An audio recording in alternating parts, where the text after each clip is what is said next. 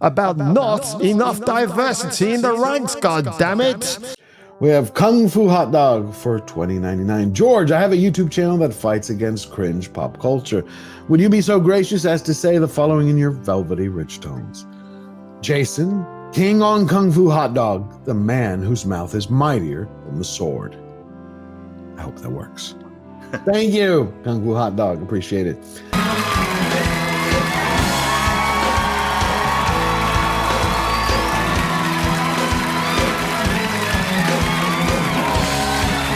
Hey ladies and gentlemen, you know, over the past few days, weeks, months, maybe even a couple of years, I have gone over the awful writing and the infiltration of modern day entertainment thanks to woke Hollywood. Well, it's about to get a lot more weirder, stranger, and quite frankly, even more disturbing. So stick around, folks, while we get into the first topic of the day, courtesy of Film Threat. Her voice may be almost as important to gamers as Lara's double pistols, curves, and skimpy shorts. Kung Fu Hot Dog is a Kung Fu renegade cop. Now he must defeat the most evil Kung Fu master in the world. for a modern gaming audience. Get ready for a new world of unspeakable adventures. I said, Mummy, I like the way the lady runs. Get ready for a new world of unspeakable adventures, never before shown in a motion picture. Get ready for Kung Fu Hot Dog. No retreat, no surrender.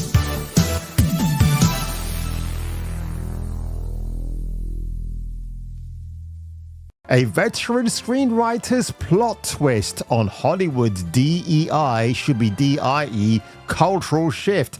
DEI, diversity, equality, inclusion. Made up because, you know, the events of 2016 and 2020 has caused this strange shift in the universe. In large part because I would argue that you have been a real What's a gay day? pioneer on a lot of these issues that we talk about, ESG and the like. And that's why I wanted to have you here, especially this year, because there has been, as you know so very well, a backlash about ESG and the like. So this is a WGA writer who wants to remain anonymous for obvious reasons, because if they're ever found out, their credentials, they are completely blackballed in Hollywood. I know many showrunners who hate this, not because they didn't want to hire new writers and foster them. They didn't want half their staff coming from a pool of young, inexperienced or Gen Z writers who knew nothing about working in a writer's room, production, post, or deadlines. I mean, many years ago, I was a runner on a TV set, and I can tell you that job is freaking demanding. Would I do it again? Not in a heartbeat. Is this illegal? Probably, but hey, I'm not an attorney. And there's no way to find out anyway, because if you ask any questions about this, you'll be labeled a racist or called out for your white male privilege, which is similar to a line that Zoe Kravitz used in the Batman film last year with Robert Pattinson. If we don't stand up for Annika, no one will. All anyone cares about in this place are these white privileged assholes. If you so much as raise an eyebrow, there's a risk you'll never work again, which is why this WGA writer wants to remain anonymous. This may not be obvious at first glance. There sure seem to be a lot of white dudes at the Golden Globes, right? This doesn't impact the top 2% of writers, showrunners, and directors, since they're in the rarefied air where they get work no matter what. No institution reinforces this more than the Writers Guild of America. One glance at their monthly calendar of events shows Latinx writers, because we can't say Latina or Latinos anymore, an LGBTQ writers meeting, can't wait, and oh boy, the committee does up the ante. You got a committee of black writers, Middle Eastern writers, Asian American writers, and I'm saving the worst for last, folks, insufferable female writers committees. And here's a screenshot. So apparently when you apply to become a member of the WGA, you have to answer these questions. What is your gender identity?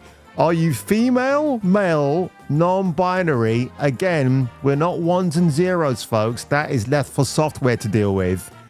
Are you transgender, trans feminine, trans masculine, unspecified? How about maybe STFU?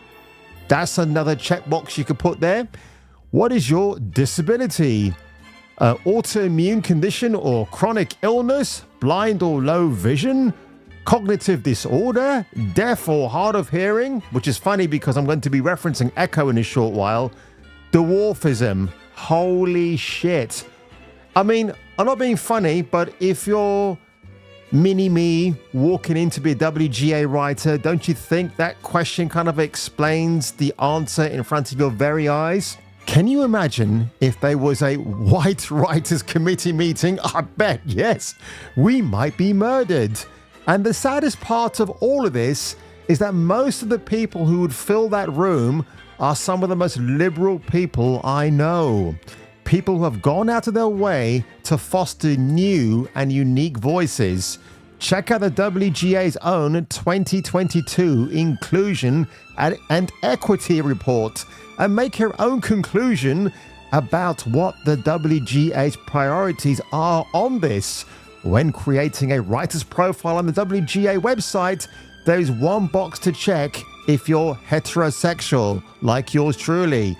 3 choices under transgendered and 6 under LGBTQ. Holy shit. Not sure what those statistics have to do with a writing room, but great episode of The Witcher. The mindset was very present at the last in-house WGA meeting held before the strike of 2023. You know, the self-entitled strike where people like Rachel Zegler stood up there and says, "You're going to pay me money for every hour I'm being streamed on Disney+." Every 3 years before, we have a new deal with the studios. The negotiating committee sits on a stage, not on the edge of it, unfortunately, and members throw their complaints at them. Oh, I wonder how it all goes when you're an all-white committee and you want to throw a complaint in the air. And God bless them. They sit there for hours on end listening to a bunch of writers bitch and moan like what I'm doing. The complaints at these meetings over the last 2 decades, or 20 years, are always the same. How do we get more money and more residuals? In 2023, the meeting had a decidedly different tone. Very few complaints had to do with money this time round. There was a litany of complaints about not enough diversity in the ranks, goddammit. Young writers asking, how come I've worked for 2 years as a TV writer and I'm not a showrunner yet? This is Gen Z. Apparently in the new Jason Statham film, The Beekeeper, there's a federal FBI agent of diversity who solves a case in about 3 months when it should take the FBI about 3 years to solve. Do you know what I mean? So it's that kind of ridiculousness that we have here. A position that should take at least 10 years of experience, if not more, to reach. How do we make sure that the guild will fight for staffing requirements? I always thought that we had to survive in this business in its yearly, monthly, daily hustle. There are no guarantees, especially when it comes to staffing on a TV show. Now, what I've actually heard is that there's meant to be this shift where you get experience-based writers in the room and they have to sit alongside LGBT people who are writers. And you're supposed to have a relationship. You're meant to forge a new alliance. How are you going to do that if you're having different ideologies about what's presentable in a screenplay?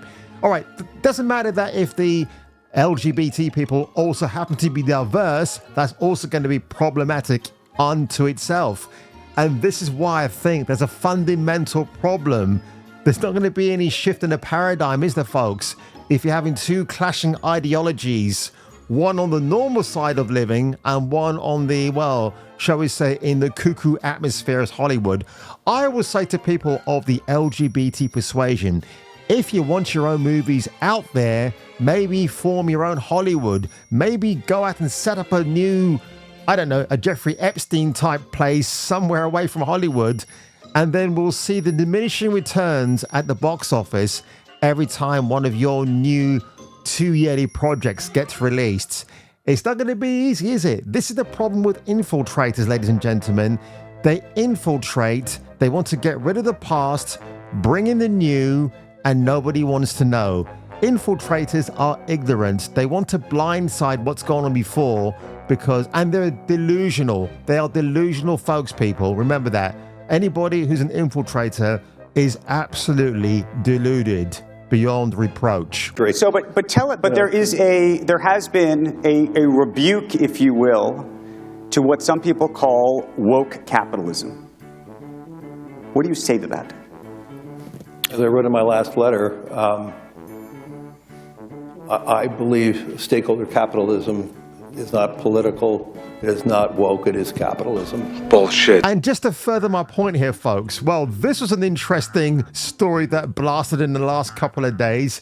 The Echo actress herself, Alaqua Cox, made a Freudian slip in an interview when she referred to the MCU as the MSHU. Now, I thought this was actually a joke, but if we look at the video here, this will explain everything you need to know. And of course, Gary from Neurotic, who I met last year, a fine fella and a gentleman. I wish I stayed around long enough to have a bit more of a conversation with him, but it was one of those strange days.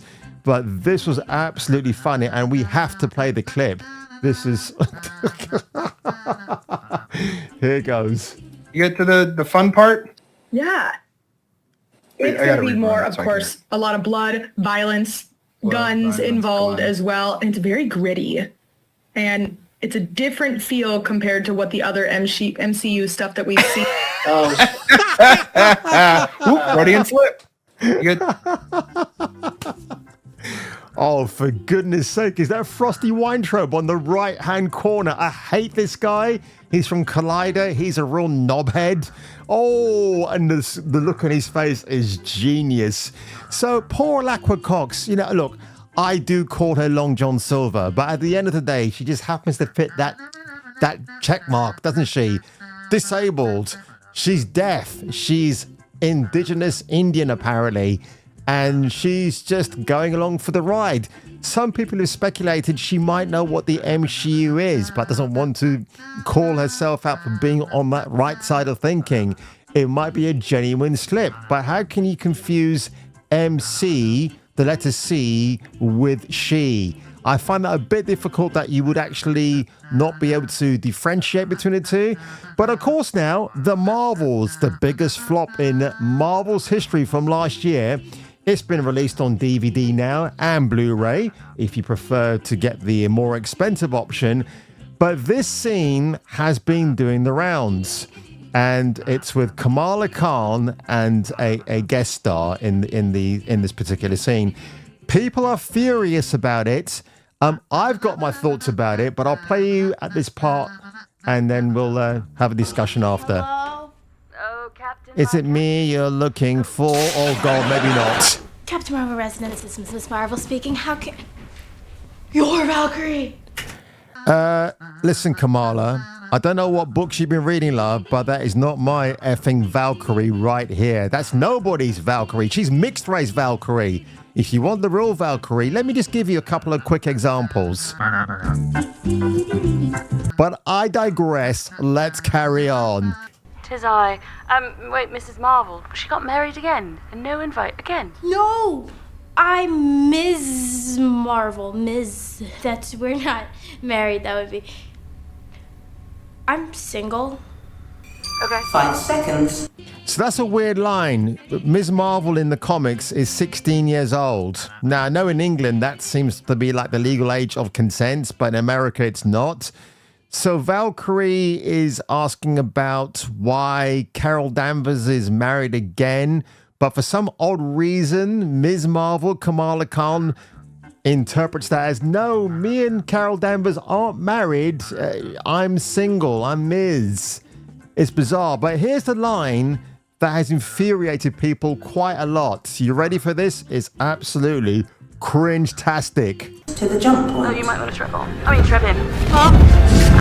So she says you might want to trip on, trip in, but it's really hard because even when the subtitles come up, that's what they're saying it as, but a lot of people are saying she's actually using the phrase, you might want to trip on. I mean, trip in. You might want to strap on, strap in, to 16-year-old Kamala Khan. Now, Tessa Thompson, not the world's greatest actress, just has a one-note expression in all of her performances. It's possible she actually threw that line in because she's best mates with Taika Waititi, and he will be the kind of guy who would actually put a line in like that into a Marvel film. Remember in Thor Ragnarok where that line comes out from the rock guy who says about pulling it off? So that's, you know, you can say what you want about that particular line, but it's still like, we need that in a Marvel movie, do we? And now we have this from a Valkyrie that was nobody's casting choice in the first place, and people are in an uproar. And if you don't believe me, what do the comments say here? They can never delete enough scenes. Kinda weird Valkyrie assumes Captain Marvel is married to a minor, then she makes a strap-on joke? Seems like Disney wants to normalize something. All of the scenes should be more like this one, as in deleted. Look, for the record, I'm not a fan of strap-on stuff. It's not my shtick. I'm an old-fashioned guy when it comes to adult entertainment, if you know what I mean. Isn't that right, Miss Kitty Cat? But yeah, people have a thing for that sort of entertainment. That is definitely not me, but quite clearly, it seems Nia DaCosta had no problem having this line thrown into a movie. Even though they didn't make the final cut, it's a deleted scene, and it's there now for everybody to, I guess, strap in and have a listen for themselves. So, ladies and gentlemen, that has been my video for today. Quite a different feel. Chris Gore, who is the founder of Film Threat, has asked fellow YouTubers to do their own takes about this WGA writer's admission and the fears of the industry in future about the fact that you've got to tick literally all these ridiculous agenda-filled check marks on an application form. Thankfully, in my recent job hunting, I've not seen any of that. It's just the normal questions. But of course, Scotland, they have this ridiculous law they want to bring in now about gender identity, and I hope it gets buried in the effing quicksand and never resurfaces again, because you don't need to do that. This whole world is going crazy. But thankfully, you've got people like me to keep you sane in the membrane. And on that one, ladies and gentlemen, if you enjoyed today's video today, make sure you leave a like below. And I mean below is in the comment section, not that below. See, more funny than Taika Waititi. And if I were you, and if you were me, you better come back for the next video. Kung Fu Hot Dog became a YouTube member. I love that name, Kung Fu Hot Dog. Oh, there is just one more thing, Lieutenant. So, ladies and gentlemen, that clip I used at the beginning of this video of Jim Carrey 9 years ago as a guest on the Jimmy Kimmel Show. When Carrey stepped on stage, he started doing this. Is that a gang sign? Have you, Oh, like you don't know what it is. The Illuminati triangle. And he's making a reference to, of course, allegedly that Jim Kimmel, Jimbo, took a private jet plane all the way to Lolita Island, formerly owned by dead cellmate Jeffrey Epstein. Of course, Kimmel denies any allegations that are now pointing towards him. You don't know what that is. I have no idea. Well, you don't know. Jimmy Fallon doesn't know. David Letterman doesn't know. We don't know. All the comics and show business don't know what this is. because he's the ABC golden boy that he ever took part in such shenanigans. This is the same Jimbo Kimmel who had the Man Show and celebrated everything of what it was to be a man and to have lots of gorgeous females on his show writhing and doing all sorts of PG-rated stuff. You know, the poor man's Benny Hill on ABC. It was acceptable at the time, but now Jimmy's a reformed gentleman, isn't he? The look of horror on his face when Jim Carrey does the yeah, we know what you've been up to, Kimmel. It's just going to be a matter of time, mate, before it's all found out. It is the secret symbol of the Illuminati, and you're a part of it, and it is the all-mocking tongue. But of course, now when you want to be a WGA writer, you have to meet their requirements, the approval of the committee before you're accepted into the guild. I know which guild I'd rather be a part of. It's called the Fellowship.